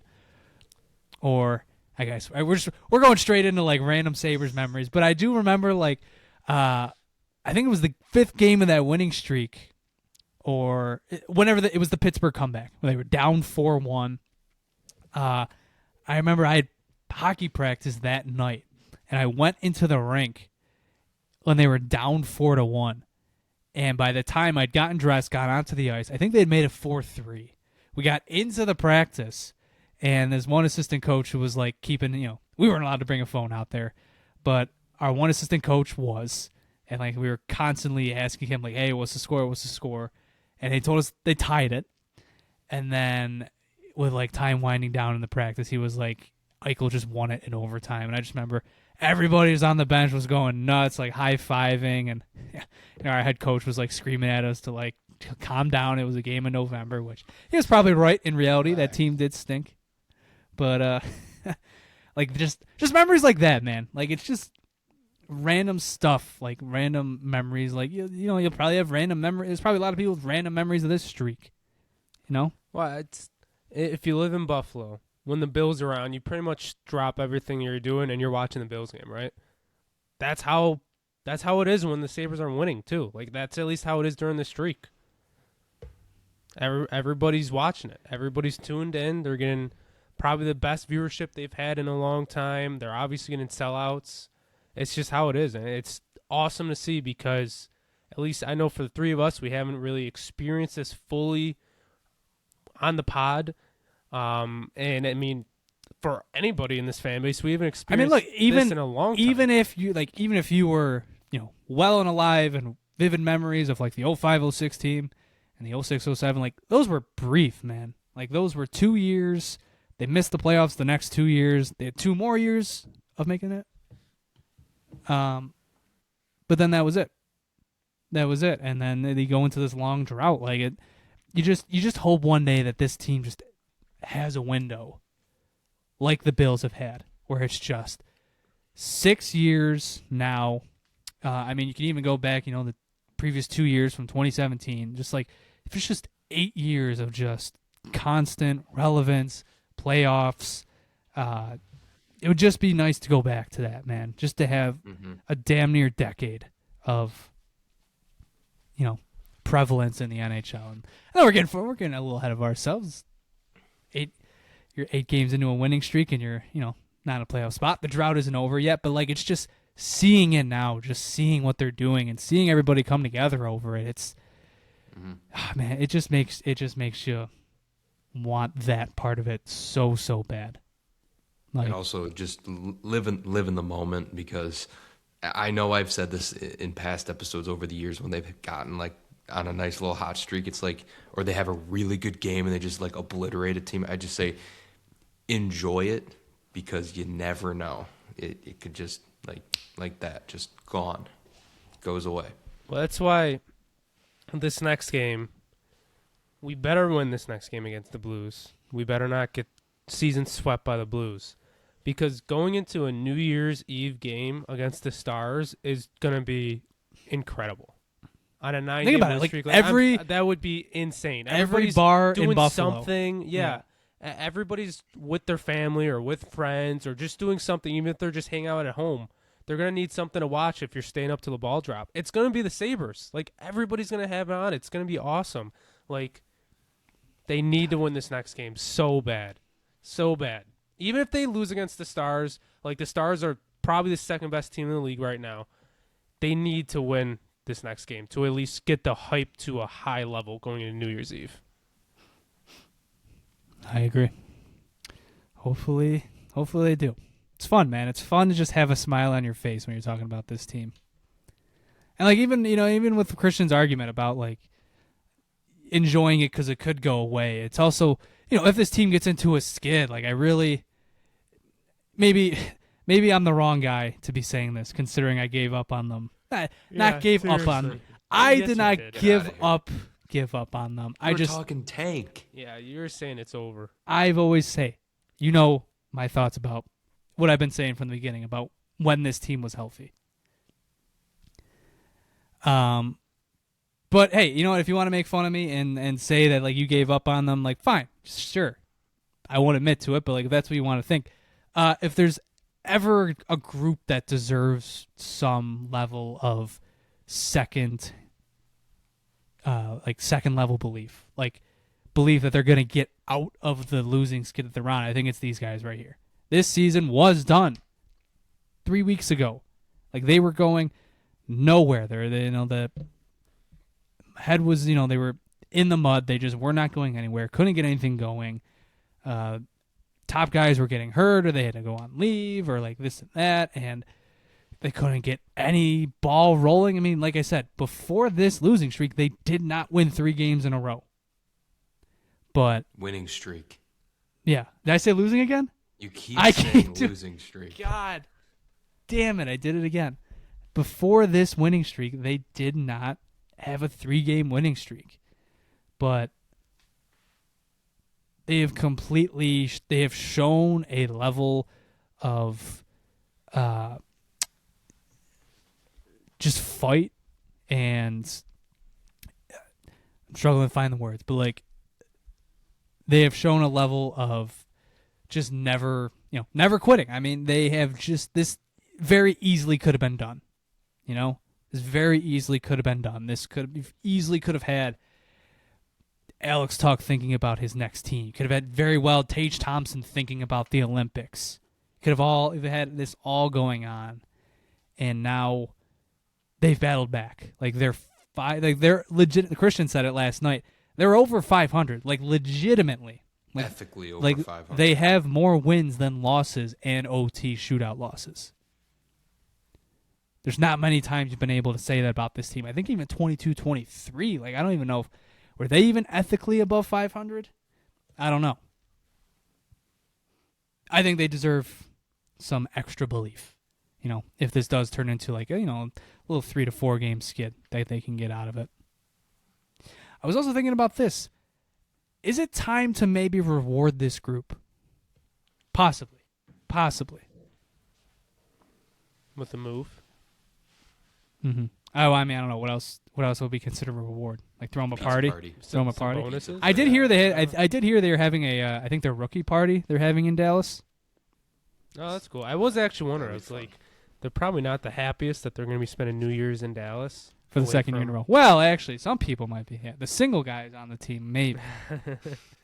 True. Jack Quinn is going to have a night. Yeah, he will. He's going to have a... Yeah. Yeah, I did hear that. They were having their rookie party, I believe, there. Or some sort of gathering. But I don't know. Like, do you add on to this? Who? I don't know. That was always, I think, Botterill's worst mistake. I mean, who knows if that 2018-19 team was really doomed, but he stood pat. They didn't make a move until Montour at the deadline, like 4 months later when they were damn near out of it. I don't know. And then it's like, what do you pluck from this team? Right. The proactivity has just not been there over the course of this drought. It would be kind of nice to, see a little bit of it in a new regime. Because then it's also like you're balancing the injury stuff. Like what if Kekalainen? Like what if you're told, hey, we think we're going to get Kulich back after the Olympic break? Do you look for a forward addition? We are going to be facing Columbus. This is the true. Third game of this. Chinikov might not be playing, though. He's been getting some healthy scratches, so there's that, too. But you could, throw him on the team playing once you're leaving. Potentially leave Jack Quinn there with them. I don't know. I don't know. It'll be interesting. It'll be interesting to see if there's any stuff. I mean, it's going to be fun to hear if there's anything going on. Like, I would assume, I don't know, Friedman's probably going to lead with them on 32 Thoughts tomorrow, just considering they are the talk of the town. I don't know. Might be pointless. Hey, Yarmo said in the embedded that he's talked to all 31 teams already. Or at least all of them reached out to him. He said hi in the big GM group chat. What's up, guys? Guess who's back? Hey, how's Guess it going? who's back? All right. Anything else about the team? Keep it going. Keep the vibes high. Hope next week's positive episode 2. Let's keep it going. All right. Other stuff to touch on. According to Mike Harrington, Mark Jakubowski and Jerry Forton will be retained through the end of the season, it sounds like. Or Fair no, I don't enough. think it was Harrington. No, Harrington was... Is it Fairburn? No, I think Kekalainen said that himself. I think they're being retained for now. I think Bergevin and I think Flynn, I think they're getting the AHL duties for now. And then I think, I don't know. I would be very surprised if they're kept through the end of the season.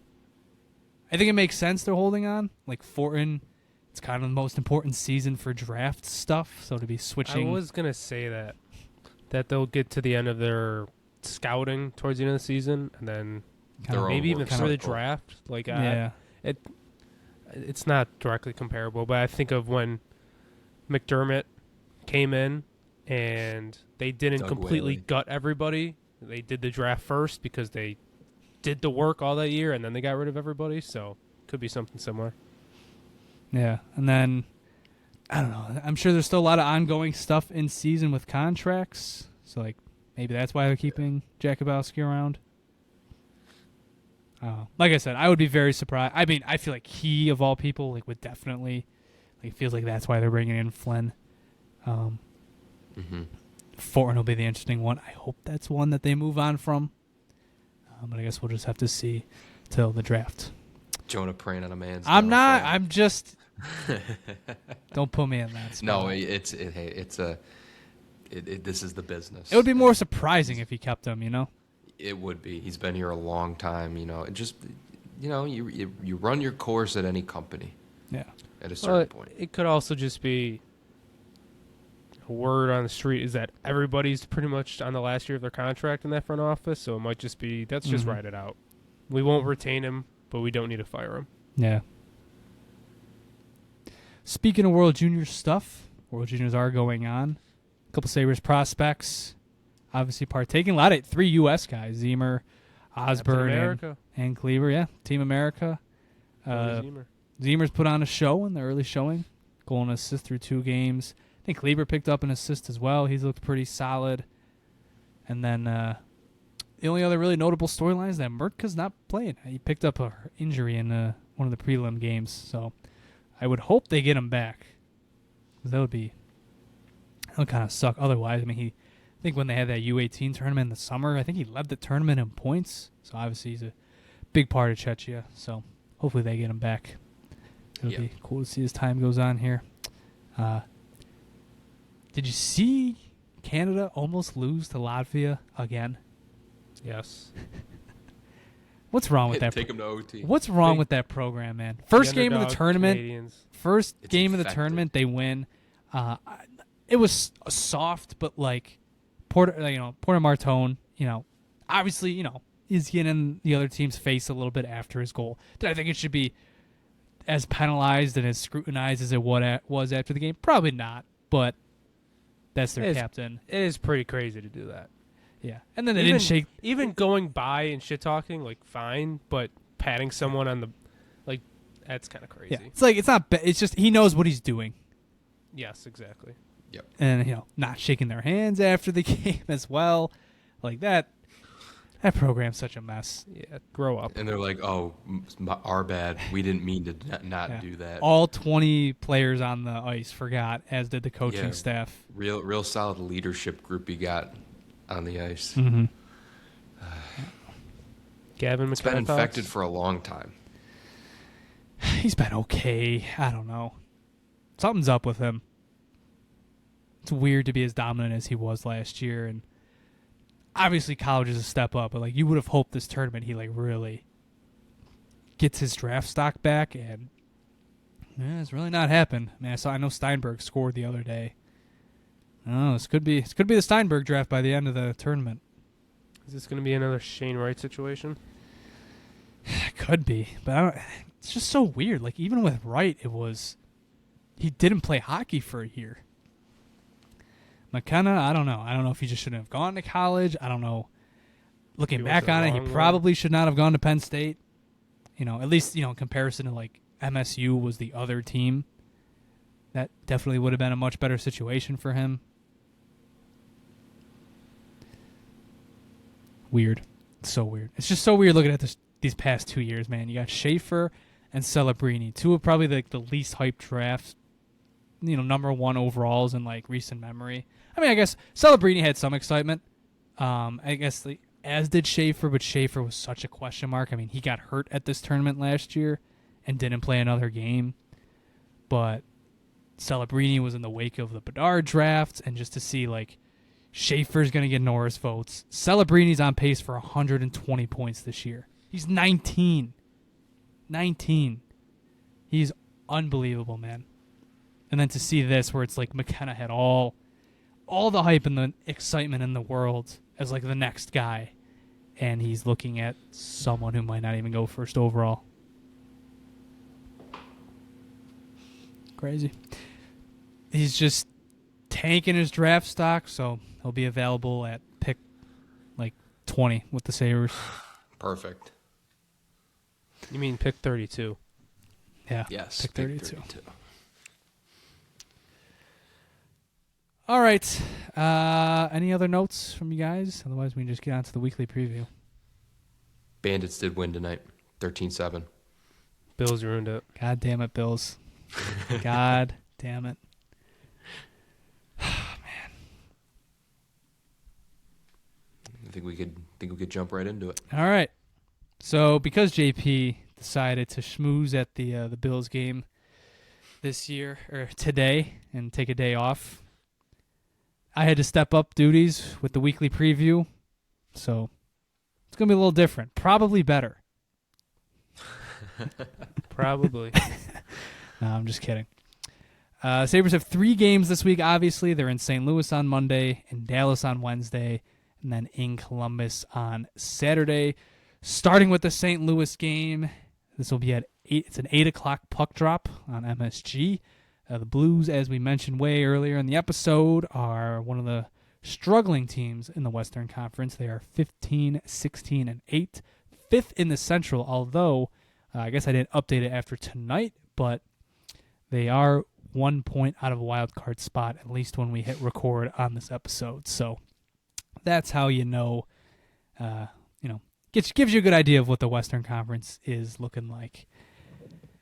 They've been playing what I call the definition of 500 hockey since December 12th. What I mean by that is they have won, lost, and then last night they won. So conceivably, I'm not going to say it, but suppose Monday, if we're to keep the trend going, probably won't be what the Blues would want. I don't know. Just looking at the trend. Obviously, when these teams last met back on November 6th, they shut out the Sabres 3-0. Special teams ranks, their power play is currently running at an 18.6% conversion rate, 17th in the NHL. Their PK is at 76.8, which is 25th. Goaltending matchup, I'm going to guess that the Sabres will go with Lyon tomorrow night, and that the Blues will go with Joel Hofer, considering he's been playing better as of late. He played in their win last night against Nashville. He's currently 8-7-2, a .900 save percentage, a 2.86 goals against average, and a 3.96 goals saved above expected. If they were to go with Binnington unexpectedly, I did want to bring up he is 7-9-6, an .870 save percentage, a 3.44 goals against average, and a minus 13.12 goals saved above expected, which is last in the NHL. The guy's going to be backstopping Team Canada at the Olympics. We can only hope. As for injuries, they did just get Jimmy Snuggerud back last night, who was out after a month. And then the big ones, Dylan Holloway was obviously someone that got injured earlier in the year. Also Nick Bukestad, they're both on IR. And then Pius Suter is out until the new year. Currently, Robert Thomas is leading the way in assists and points for the team, 20 assists, 29 points. The next closest point getter is Pavel Buchnevich, who has 21. Justin Falk is leading their defensemen in points with a very funny stat line of 10 goals and 10 assists. The Sabres will likely be facing Jordan Kyrou for the first time this season. If you'll remember the last time these teams met, He was healthy scratched. Obviously, he did not. That. We lost And it 3-0 benefited without one of their best players. In my opinion, if they were smart, they would just not play him again. Former Sabres on this team, they do not have any. Moving on to the key of the game, if Hoffer's in net, maybe try to score this time. If Binnington is in net, shoot any and everything.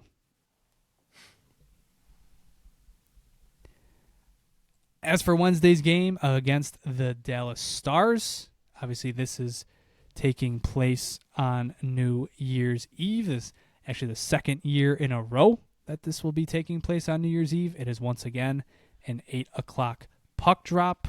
The Stars are second in the NHL with a 25-7-7 record.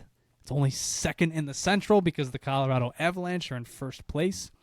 Heading into the game, they'll be on a 2-game skid. They lost to Detroit a few nights ago, and then last night they lost to the Connor Bedard and Frank Nazar-Liss Chicago Blackhawks in a shootout. And they are off until Wednesday. Shout out their $11 million man, fumbled the puck in the shootout. Mikko Rantanen, $12 million man, 12 actually. $12 million. Yeah, 12.5. Yeah. But yeah, that was their game on Saturday night. Will be their last one until Wednesday, so looking to be a pretty rested team. Their power play is firing at a 30.6 conversion rate, second in the league. Their PK is 82.9%, seventh in the NHL. Very good special teams team. The goaltending matchup, I'm still going to go with Lyon. I think they'll give him 2 of the starts here. Maybe they go to UPL depending on how Lyon plays on Monday. And then obviously you would think the Sabres get Ottinger, although both him and Casey DeSmith have both been unreal this season. Ottinger is 16-6-3 with a .910 save percentage, 2.51 goals against average, and a 16.59 goals saved above expected. That's 9th in the NHL. DeSmith not doing too shabby himself. He's 9-1-4, a .915 save percentage, a 2.33 goals against average, and a 13.04 goals saved above expected. He's 16th in the NHL in that metric. As for injuries, Sagan obviously had surgery back on December 19th. He'll be reevaluated after the Olympic break.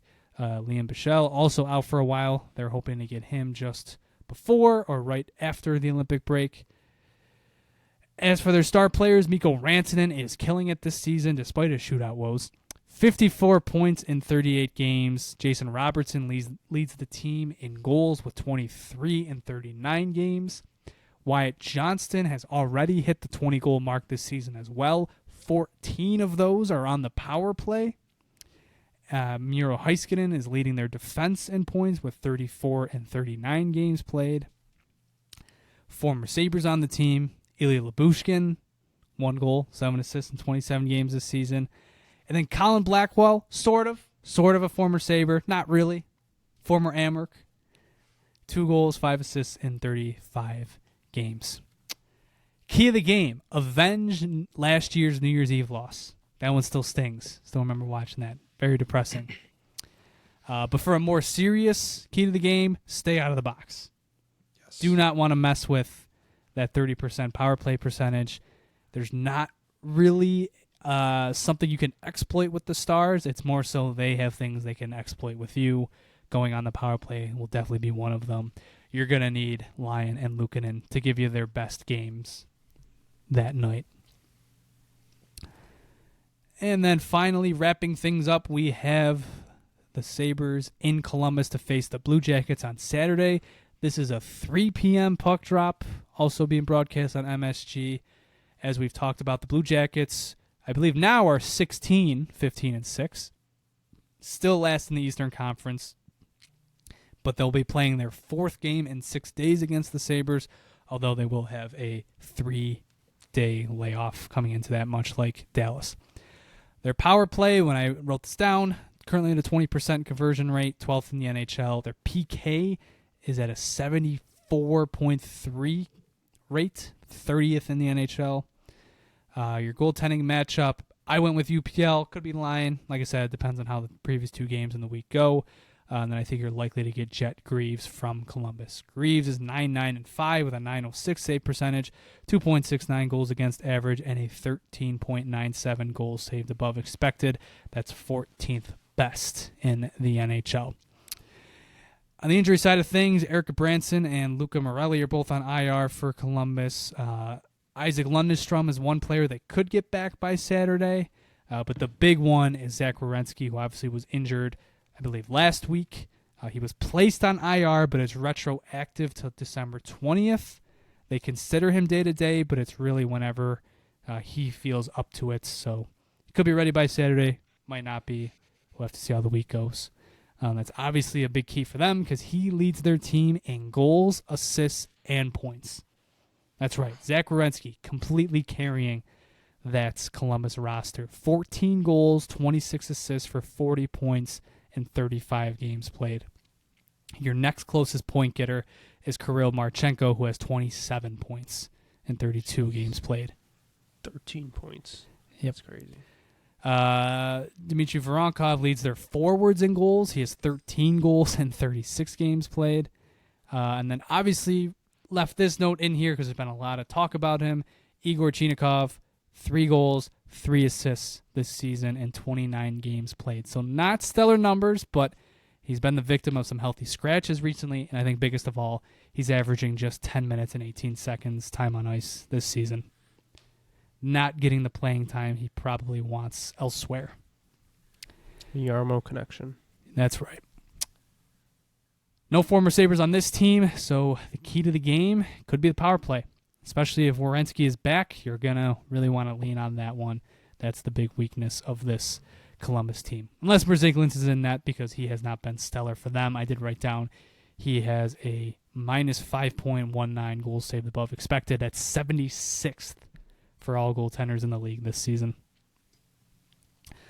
So they'll do it. 3 games this week. Monday in St. Louis, Wednesday against Dallas, and then Saturday against Columbus.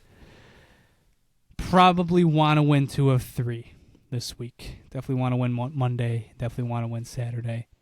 But who knows? Probably due for some games that they shouldn't have won here. But from an outsider's perspective, you probably should win 2 of 3.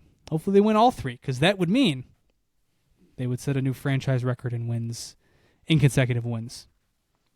That'd be crazy. That would be nuts. Yeah. That was my. I have a random Sabres memory. One of my buddies, back in 2018, he was like, he could not believe that I was saying this. Back in 2018, I did not want the team to win 11 in a row. I did not want them to have the record for most consecutive wins, and that's when I still thought they were good. I knew.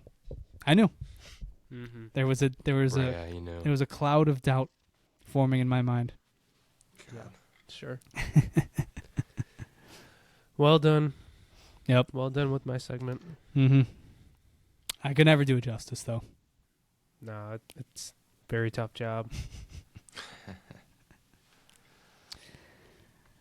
All right. As the clock strikes midnight here. Christian's having some long blinks. Any other notes before we sign off here? Anything we missed on? Yeah, I got something. Linus Allmark, he was just placed on personal leave. I hope everything's going okay with him. No idea. I hope something's not going on, behind the scenes. But obviously he's had a really rough season, so it could literally just be mental health issues with how this season's treating him, how the fan base isn't happy with him. I was going to say, Ottawa's been pretty, they've been pretty on him recently. Yeah, so I hope everything's okay over there. Me too. Mm-hmm. Alrighty, but I think that's going to do it for this one. Should be back with you guys next Sunday, hopefully talking about a franchise record. But I don't want to get greedy. Don't want to get too greedy. Focus on the next one. Things can always go south quickly, as Christian said. So hopefully it's another fun week of Sabres hockey. It's been so much fun to just talk about them in a positive light, a genuine positive light, not just they suck, but there's some under the hood stuff. people are actually noticing. I started laughing because it looked like Christian was falling asleep. But I actually just thought of something real quick. We did this last week. We did Christmas wishes. Do we have any New Year's resolutions for the Sabres? Trade Alex Tuck. Same one as the Christmas one. New Year's resolution, cutting out the mistakes of past teams of falling off a cliff to a certain point. Just keep it consistent. You don't have to win 20 in a row. Just keep it consistent. My Christmas one was stay healthy. I'll have another one. Give me a top 10 power play unit this rest of the season. How about that? Finish the season in the top 10. I think that's fair. I think if they finish in the top 10, you're probably looking at a playoff team. I would say so. Yeah. How about can we play better in overtime? Is that? What are you talking about? We had big game winners the last two times. I know, but from Ryan McLeod only. That is true. He's perfect, so he can't do anything wrong. You know who he's tied in points with, by the way, and we've been talking about trading him out? Jack Quinn. Empty calorie. I think they have like the exact same stat line: 7 goals and 14 assists. Empty calorie. Yeah, because they're attached at the hip. That's why. Yep. All right, folks, that's going to do it for us. Thank you very much for listening. If you want to follow us on Twitter, you can follow us at the Sabre Report, also on Instagram, TikTok, YouTube, and Facebook at the Sabre Report. If you listen to this on YouTube, be sure to like, share, and subscribe. Tell us what you thought down in the comments below. Christian obviously brought up, hey, we were talking about fun, random Sabres memories, your first moment of Sabres consciousness. Tell us what yours was. Or just any random ones. I mean, or we any were talking about random ones. Any random memory that just made you love the team even more than you already did. Always fun to hear that. And tell us what you thought about this. Tell us what you think about this win streak. Do you think it's for real? Are you nervous at just, biting the dust again and being tricked? Tell us what you think. If you want updates for the pod, you can follow us on Twitter at Sabre Report Pod. Go give our friends over at the Buffalo Sports Talk podcast a listen. Probably won't be a fun episode for them this week. Tough Bills loss. Ended in heartbreaking fashion as usual. But they'll have a good game recap. They'll have a good preview of what to expect in the Jets game this upcoming week. Final game, maybe, at the stadium. Like it probably will be at this point. Yeah. Which is crazy to think about. And obviously they'll be talking playoff scenarios. There's still seeding to be figured out, I think. So they should have a good and insightful listen. On that note, we'll leave you guys with that. We'll let Christian get some sleep. And we'll see you guys next time. And as always, take care and go Sabres. Go Sabres. See you next year. Oh, my. This guy. Get him out of here.